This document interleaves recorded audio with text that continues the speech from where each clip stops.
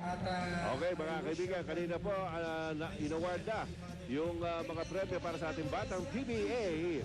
Second place, Batang Alaska Aces Caloocan. At ang champions, Batang Talk and Text Quezon City. Mythical team, ang MVP Jay Habelosa. Congratulations. Yan po yung mga, yan si Jay Habelosa, yung MVP, no ha? Ito yung labanan ng Batang PBA. Yung mga teams dyan, mga teams din ng PBA. At maganda rin yung pangalan ng uniforme nila.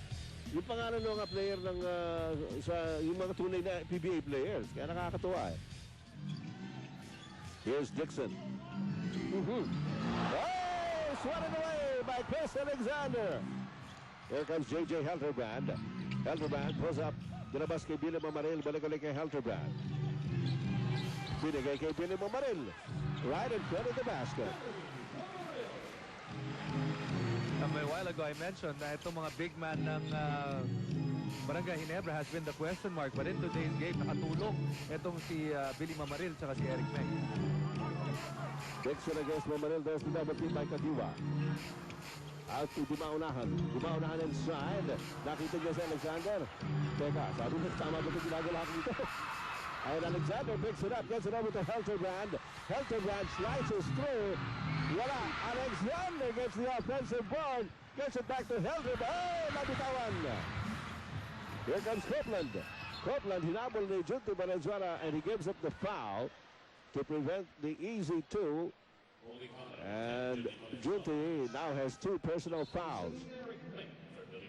Bumabalik si Eric Meng para kay Billy Mamaril sa panig ng Ginebra. 8 minutes and 28 seconds to go. That's the score. 13-point lead by Barangay Ginebra.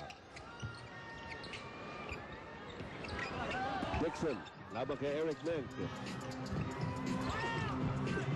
Malakas. And Chris Alexander easily gets the rebound. Ginebra slows it down.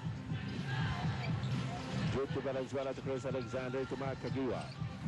Kagiwa sees an opening against the Bagot outside for Coca-Cola.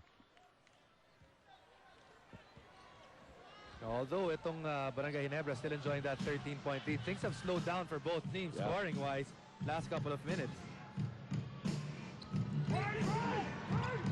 Copeland. Dalawas kay Kabagnot. Dumaunahan. Amayon Butigi. He was hoping for a foul, didn't get it. Kagiwa versus Kabagnot and Taulaba.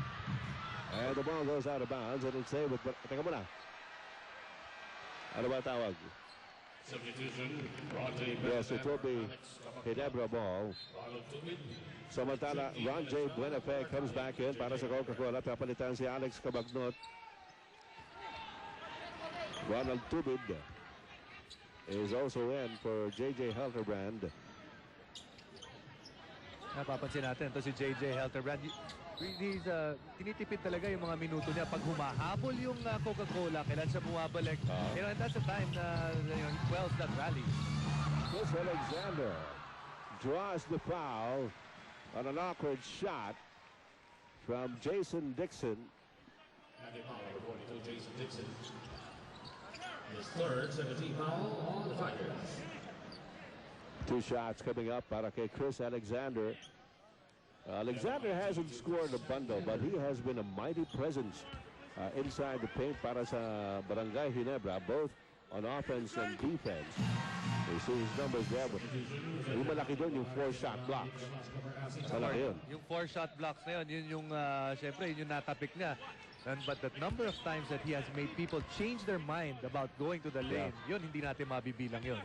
Hindi naka-record yun eh. Pero suffice it to say na marami nagpalit ng galaw at nag-iba ng isip, no? Pag nakikita na nandun si Chris Alexander sa loob. 7:21 to go. Copeland.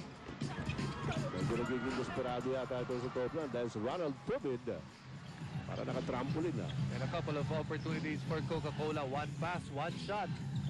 Hindi na sila they've been unable to get to their offense.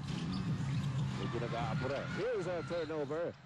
And Kagiwa holds down Donald Copeland.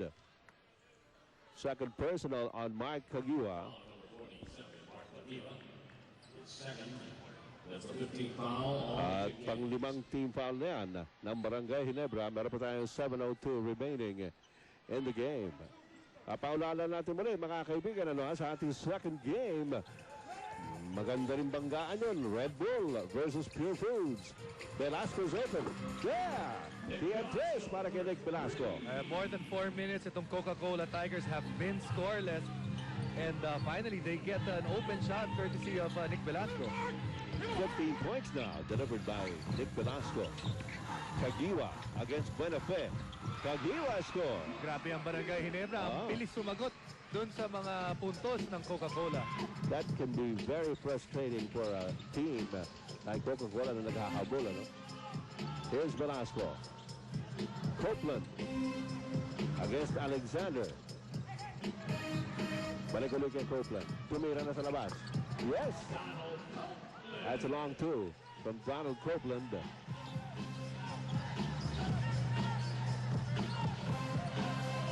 Tribute to Alexander. First time itong Coca-Cola that will change up their defense. Kagiwa from the outside. Eric Mick with the offensive rebound. Yan ang masakit para sa Coca-Cola. Nakuha pa ng Ginebra yung rebound. And looks like Coach Jong Ichiko sees a need for a timeout. With 5 minutes and 46 seconds remaining in the game, Ginebra with an 11-point lead at 80-69. We'll be back after these words.